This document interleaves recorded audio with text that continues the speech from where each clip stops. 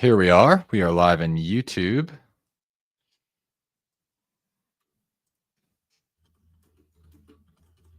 Let's get connected to Facebook.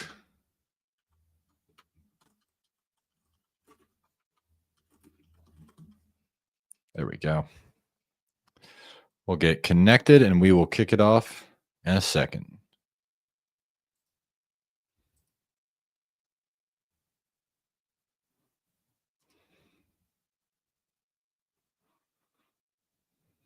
All right. We are live Thursday, January 9th, 2025. Welcome to the new year, everybody. So today we are going to be covering probably the most important part of the NEPQ process, of any sales process. It's going to be the first 7 seconds of your call.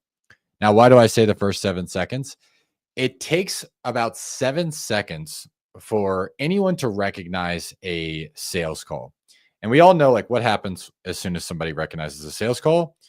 Walls go up, right? Resistance goes up through the roof. And that takes about 7 seconds to identify.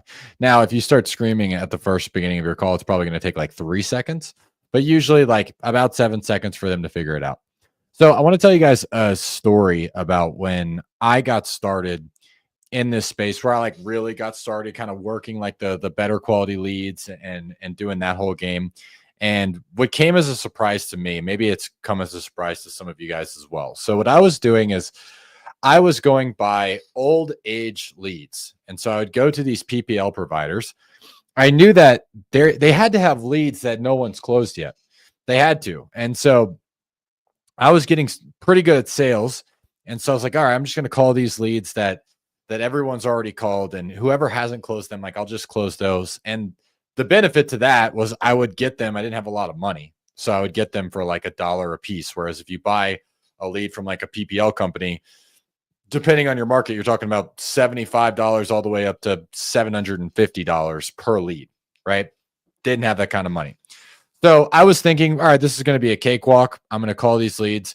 I know they want to sell. They're inbound leads. Like they already filled out a form. Let me just call them and talk to them. And so I was going through at first, I was going through kind of like the same process. What does everybody else teach, right? Hey, how you doing today? Right? Hey, how's it going?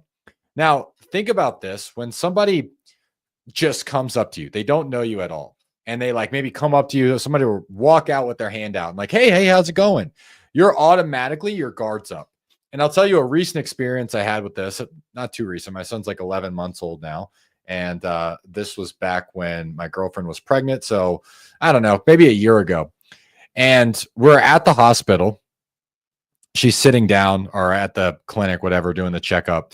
She's sitting down, and this guy was selling like some sort of insurance plan, and just comes up out of nowhere, like super, like, he's dressed in a suit. He looks nice, but comes up out of nowhere with his hand out up to me, like shaking my hand, like direct eye contact, shaking out to shake my hand. The first thing I did was grab her and put her behind me. Now, why would I do that? Like, I don't know who this guy is. So I just grabbed her and I put her behind me. And then I addressed him, right? And eventually I had to tell him, like, dude, go away. Now, why was that my immediate reaction? Because I have no idea who he is. And the sellers are thinking the same thing every time you pick up the phone. They think that you could be a threat. And so your brain is typically in 2 categories. It's either in fight or flight mode, or it's in rest and digest mode, right? Fight or flight mode, that is why you are getting sellers shutting down, not answering your questions. They're in fight or flight. Now, you can't blame them for that. That's their brain protecting them. And back in the day, it would be protecting them from animals or other tribes. Today, it's protecting them from scams, right? People just calling, getting their personal information and using it against them. So different times, same brain. We still have the same monkey brain that we had thousands of years ago.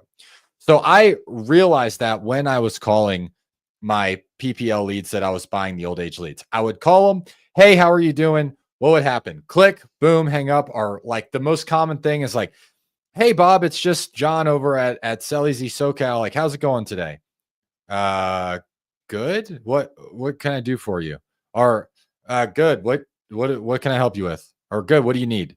Right out the gate, immediately they take the driver's seat. Good. Like what can I help you with? Like what's going on, right? And they're automatically skeptical, which they should be because they have hundreds of people calling them, every single week, especially if they're buying age leads. So if you're cold calling, same thing. They're skeptical. We need to break through that resistance. And so what I learned to do, and that's what we're going to teach in this training, is called a pattern interrupt. So their brains, they have the pattern. Phone rings up, phone rings, skeptical, right? Who is this? Let me identify if this is a threat or not, right? What we need to learn how to do is break through that pattern. We need to get them to lower their resistance, right? We need to get them to lower that resistance. And the way that we do that is by triggering curiosity. So we need to trigger curiosity to get them to lower resistance.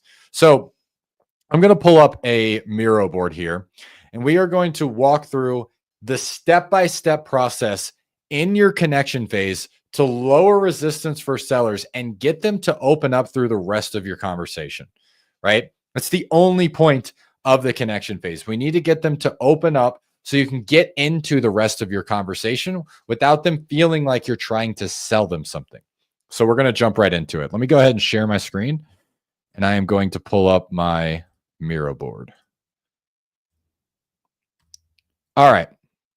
Hopefully you guys can all see this, and I'm going to, yeah, we got it. I wanted to check my Facebook page to make sure it's shown on there as well.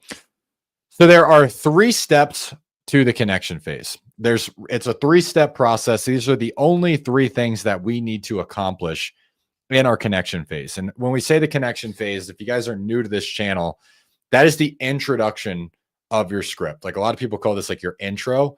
We call it the connection phase. This is where you connect with your sellers, right? So step 1. Oh, there we go. We need to disarm them and generate curiosity. So we need to disarm them and generate curiosity. And we're going to walk you through exactly how to do that in a second. Step 2. This is probably the most common mistake when I have any of the advanced students or guys in the school group, like anybody that reached out, they show me a call and they're like, I don't know where I should have gone here. Like, I don't know what I should have done. And I always go back to this one thing. Okay, well, why are they there? If you don't know why they're there, it's really hard to have the rest of the conversation, right? So imagine you were out shopping for windows, right? And you're calling some like Windows sales reps. One Windows sales rep just starts kind of like selling you a bunch of random stuff. The other one goes, okay, just so I can understand, like high level, what's the main reason that you're looking for new windows? Not a very salesy question. It's a reasonable question that we need to ask. And if we're going to try to actually help somebody. And then I might say, well, you know what? The neighbors just got a new dog and I can hear the dog barking all day and all night. So what I'm really looking for is like more of those soundproof windows, right? The ones that don't let the noise in. Ah, okay. So you're looking for more of like the soundproof windows. Well, that makes sense how we might be able to help you. Now, the rest of the conversation can be around, what kind of windows do I have now? What kind of noise is coming in? What's that doing to me? Is it bothering me while I'm working, right? I can start generating some of that pain in not really generating the pain, but uncovering some of that pain, helping the prospect feel that pain in the situation phase, right? But before I do that, high level, I need to understand why are they there, right? What are they looking to get out of the call? So step 2 is that. Excuse me, guys.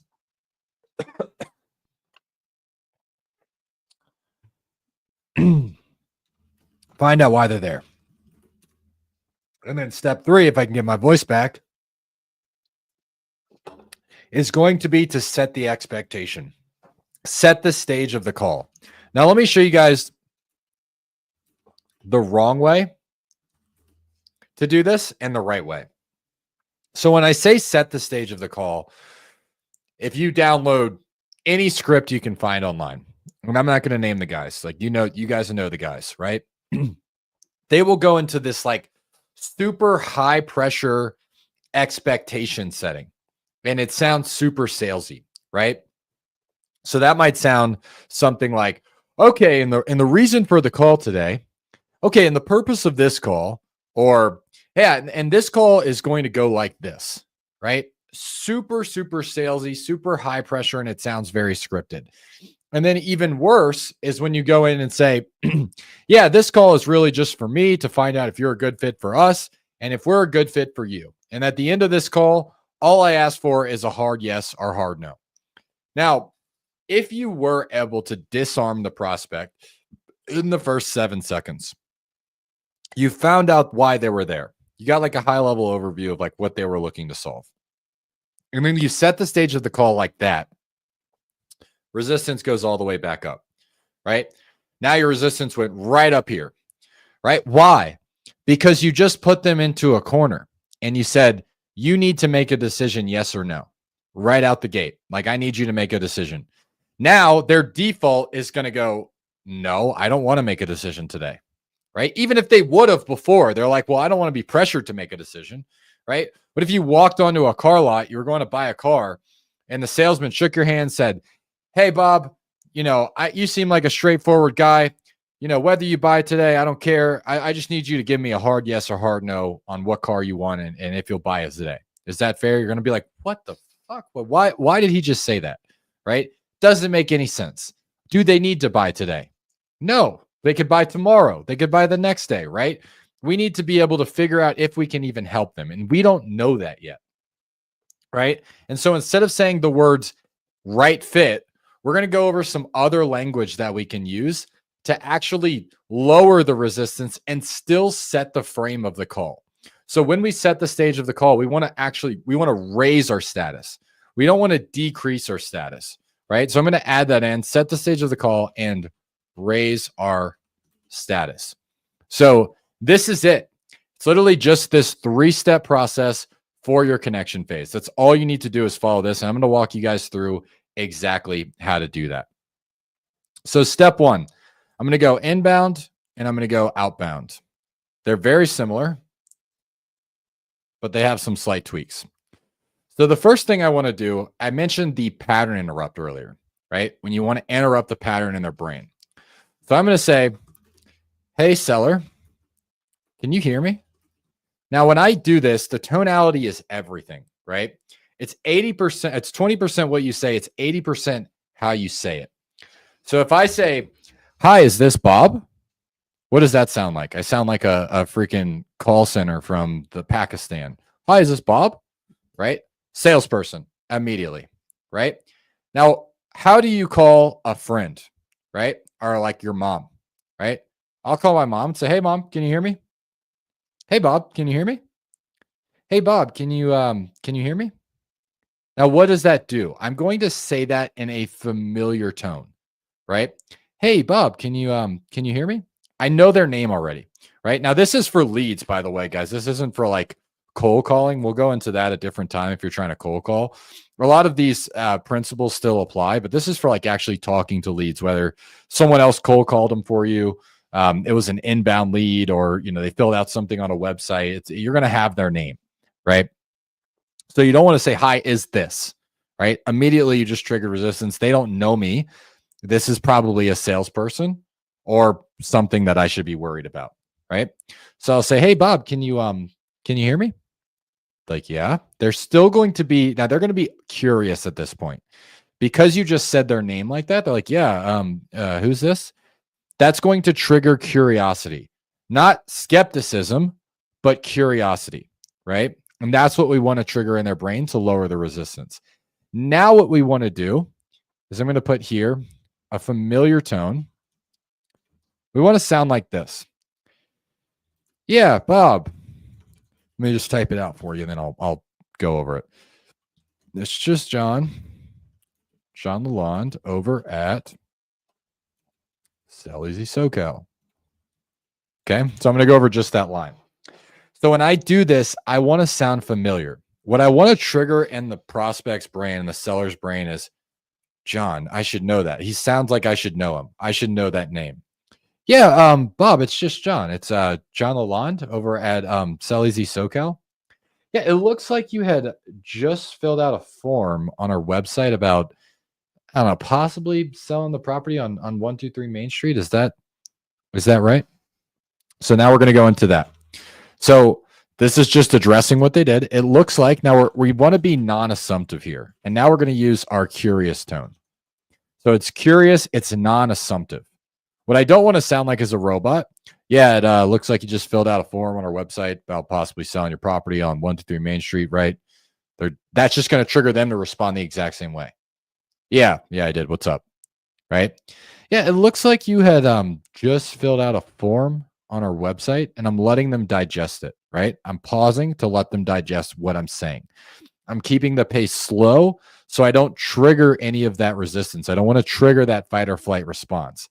If I talk too fast, I'm going to trigger the fight or flight response. It's going to cause them to shut down, right? So what I want to do is, it looks like you just filled out a form on our website about possibly, I want to highlight possibly, selling your property on 123 Main Street. Is that right? Okay. Now, when I do this, I want to put emphasis on this word possibly. I don't want to assume that they are 100% selling, because what happens when you call somebody and says, yeah, it looks like you were needing a cash offer on your home on 123 Main Street. They're going to go, well, you know what? I don't need to sell. I don't need to sell. Like, I just want to hear the offers. Or, oh, you know what? Yeah, I'm just kind of like looking at my options, right? You hear that a lot. Yeah, I'm just kind of like looking at my options. That's because you triggered that in their brain. You triggered for them to say that, right? Now let me go outbound here. So this is going to be inbound. And if you guys don't know the difference between outbound and inbound, basically the difference is outbound, their first piece of contact with your company was a human. Texting, cold call, ringless voicemail, like, I don't think anybody's doing that anymore, but those like 3 major platforms. Inbound, the first piece of contact they had with your company was a piece of marketing material. The only difference in our industry. Now, some people call inbound teams like book a call on your calendar and outbound teams reaching out to leads. But in our industry, we keep it pretty simple. Inbound, marketing material first, outbound, human contact first. Cool. So we're going to go and do, there we go. Outbound. Now, I'll tell you what I don't like. And this is even when people know the script and they decide to put this little tweak in here. I can tell you a million ways that people do outbound the wrong way as well. But people that even like get the script, maybe they got the copy of the script and they try to modify it. So what I'll do here is same thing. Hey, seller, can you hear me? And then I'll do basically all the same stuff, right? Yeah, Bob, it's just John. I like to pause there. Sounds super familiar. This is just John. John Lalonde over at Sell Easy SoCal. Now, with outbound, they didn't fill out a form, right? So I can't say like, it looks like you just reached out to us. They're going to get super triggered by that. So I like to say, it looks like you just spoke to, and then I want to have a name here. Human contact, right? I get so annoyed every time I call Chase and then they're like, can you say your name? Can you tell me why you're calling? All right, let me transfer you. Can you say your name? Can you tell me why you're calling? Like, they have no contact with each other, right? You have a lot better customer experience when you're like, yeah, okay, so you just spoke to Jim. Jim kind of filled me in that you were looking to accomplish X, Y, and Z. So that's what we're going to cover today. You're like, wow, okay, don't have to repeat myself, right? So what I like to add, because I have a little bit more information on outbound, is let's say our cold caller's name is Ed, right? So it looks like you just spoke to Ed about possibly selling your property on 123 Main Street. So you can. And then I'm going to repeat back any sort of information that I have, right? At the very least, your cold callers typically have, looking to sell to downsize, looking to sell to relocate, looking to sell to get away from being a landlord, right? One of those things, right? So I'm going to repeat that back to them. Now, if I don't have anything, I can just leave it as it looks like you spoke to Ed about possibly selling your property on 123 Main Street. Is that right? Right. But if I have something, yeah, it looks like you just spoke to Ed about possibly selling your property on 123 Main Street so that you can, move down to Florida with your kids. Is that right? Right. So repeat back what they want. And then is that right? Okay. So now we just covered this. We just disarmed them and we generated curiosity. We sound curious. We triggered curiosity in their brain. So we're going to scratch that right off. Okay. Now we need to find out why they are there. Just like the example with the windows, right? You can't structure your conversation without knowing high level why they're there. So I go about this different on inbound and outbound. But on inbound, what I'll do is I'll say, so it looks like you found us on, and then I'll repeat back the source. So this could be YouTube, Google, Facebook, or I could say a mailer, right? A million different things. And in the advanced group, we go into like, okay, mailers are going to be a little bit different. Like Google's going to be a little bit different. So I don't have time to cover all of that today. There's a million different channels that you could do, but you should have something, even with PPL, and you don't know, you might say like, oh, it looks like you found us online, right? Or you found us through an ad, right? Something like that. Now, what you want to ask is, what was it about the ad that caused you to want to look into this a bit further? So we are still on finding out why they're there, right? So the first thing I like to do is, so it looks like you found us on YouTube. Why do I ask that? How many people get leads and they say like, oh, I didn't fill anything out? When they just filled out a form, I call them within 3 minutes and I say, oh, it looks like you found us on YouTube. Really hard to deny, right? So it looks like you found us on YouTube. Yeah, I was just kind of scrolling around. Oh, okay. And what was it about the ad that caused you to, I don't know, maybe want to look into this bit further? Now notice my pacing there. I'm going to slow down and I'm going to verbal pace it out so I can let them digest the question, right? If I talk too fast, all they are going to do is just get triggered, right? So that is going to be how I find out why they're there. I'm going to go into a little bit further if they don't give you anything. So let's say like, looks like you found us on YouTube. Yeah. What was it about the ad that caused you want to look into this further? They say, oh yeah, just kind of looking at my options. Just wanted to see. Right? They would just throw you like a vague answer. We're going to go into that in a second. Now, outbound is a little bit different. So I can say, okay, cool. So he filled me in. You're looking to repeat back what they're after. Okay, so yeah, he filled me in that you were looking to like move down to Florida. I guess high level here. What about that conversation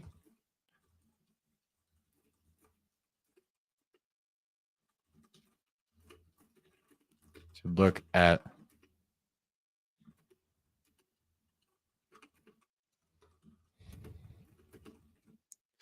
right? So, okay. Yeah, look, okay, cool. So he filled me in like that you were looking to kind of move down to Florida to maybe like get closer to your kids. I guess high level here, just so I can get an understanding. What was it about that conversation that you had with Ed that caused you to, I don't know, maybe want to look at this as an option to help you do that? Now, you don't have to get that wordy. You can even just say, okay, high level here. What was it about that conversation that you had with Ed that caused you to maybe want to, I don't know, look into this a bit further? Now, I'm not going to say, want to sell your house, want to do this, right? All they are doing at this point is looking into this a bit further, right? So now we're going to go into this works for both inbound and outbound. There's just like one little tweak. So what happens, you're probably wondering, if they say, oh yeah, just nothing really, just was curious, right? I'm just curious, right? Now, you could dive into that a little bit more. You can clarify and probe. But what I like to do is set a little bit of a frame here. So I'll say, not a problem. And I don't know how much you went through our website. Now, this is going to be for inbound, how much you went through our website. For outbound, I might say, how much Ed walked you through what we do here, right? So, yeah, I'm not sure how much you went through our website and kind of saw what we do, or I'm not sure how much Ed, walked you through what we do here. But typically, we work with people that are looking to sell their house maybe a little quicker. And then you could say, or without working with a realtor, or, they have to do all those repairs and not really know what your house is going to sell for.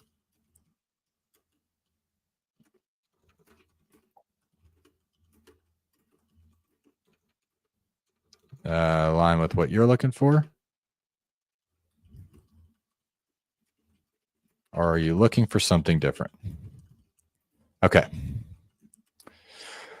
All right. So from there, I'm going to show you guys how to paste this out. Yeah, that's not a problem. And I don't know how much you went through our website and kind of like saw what we do, but typically we work with people that are looking to sell their house, I don't know, maybe a little quicker, or like without, working with a realtor where you have to do all the repairs and not really know what your house is going to sell for. Is that kind of in line with what you were looking for, or were you looking for something different? Right? Now, why am I asking that? Most of the time, like when we implemented this in our script, most of the time people say, yes, that is what I'm looking for. So then you can just slap them on the butt. Okay, cool. You're in the right place. Let's go. Let's get started, right? We're going to go into the rest of our connection phase, but you know why they're there. And you can even clarify on that and ask them, okay, like specifically, what was it? And they're like, it's quicker, right? Or it's without the showings. It's without the realtors. It's without the uncertainty. They might give you a little piece right there, right? But at this point, you will figure out why they are there, right? And that will help you guide the rest of your conversation. Now, the last part of this, so let me just go here. So we found out why they're there here. Okay. So I'm going to scratch that out. Boom. Now, what we need to do is we need to set the expectation, set the stage of the call. We want to do that while we raise our status. So I'm going to show you guys how to do that. How can you set the expectation and raise your status? So for this one, I'm just going to copy and paste it. Let's get away from typing for a second. So when I set the expectation, the call, again, I don't want to sound like I am putting them in some sort of box, right? So instead of saying like, the purpose of this call today, we are going to downplay the call. This is going to lower their resistance even more. We're going to downplay the call. And that sounds like this. Yeah, and this first call, it's pretty basic. Or you can say, yeah, you know what? In this first call, it's kind of more on like the basic side. And then we set the stage. It's really more for us to find out like a little bit more about the property, the condition it's in, and like when you're possibly looking to sell, just to see if we could do any good for you. Now, I'm going to add something there at the tail end if they gave me some sort of resistance. So if they said, yeah, I'm just kind of looking at my options. I might keep it. I might sell it. I'm not really sure. Or like, yeah, I'm just looking at my options. I have a realtor that I work with, but I wanted to see what this option is. So then I'll add something to that last part. And so I'll say, yeah, this first call, it's pretty basic. It's really just more for us to learn a little bit more about the property, like the condition it's in and like when you're possibly looking to sell, really just to see if we can do any good for you. Cause you could be better off just listing it with that realtor. You could be better off just keeping the house. Are you with me there? Right. So why would I do that? Would a salesperson say you could be better off and then doing something that is their direct competition? Probably not, right? If you go to a car lot and you are at, I don't know, Nissan, and you're like, yeah, I kind of want to go check out Toyota. They typically don't say, yeah, you could be better off just going to Toyota. I'm not really sure yet. What do? They start bashing Toyota. They go, Toyota, why would you go to Toyota? Now, what do?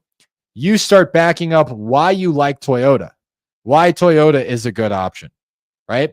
So if you say, well, why would you go list it on the market? They're going to go, well, I could get more money. Like, I have a really good realtor that's going to drop her commission. All they are going to do is sell to you why they should go with the other option. And with NEPQ, what we teach you how to do is get the seller to sell themselves to you as to why they want to work with you, not the other way around, right? We are not selling them. So we want to downplay that. So that is how we set the expectation of the call. When we do this, we raise our status. We go from needy sales rep that's like, oh, but why do you need to go do XYZ, to completely detached from the outcome. And we are actually able to get them to open up about why they want to sell, what their problems are later on in the call when we do this. Now, if you want to increase your status even further, right? Let's say you have a seller that's trying to push you off the phone. They're trying to rush you off the phone, right? What you can do there is you can say, yeah, you know what? This first call, it's pretty basic, and I actually don't have a ton of time here before my next appointment. It looks like it's in 30 minutes, but usually it's really just more for us to find out a little bit more about the property, and so I'll go there. You don't even have to say 30 minutes. You can say 5 minutes. Yeah, you know what? I don't have a ton of time here. I've only have a couple minutes. Now, what does that do? It raises your status that you are busy. You have other clients that you can work with, and you don't need their business, right? That is our goal with the connection phase. That is our 3-step process. Works for inbound, works for outbound, right? So we disarm them, we create curiosity, we find out why they're there, and then we set the stage of our call while we raise our status. So that is all the time that we have for today. If you guys haven't seen our school community, you want to get some more one-on-one help, maybe you need to role play this. Maybe you want some like actual calls with other people that are doing this every single day. You can reach out. We have an entire school community just for this, where you'll actually get coached by me twice a week. So if that sounds interesting to you guys, let me know. You can find the school community inside the Facebook group. There's links everywhere, and I will see you guys on the next call. Peace, everybody.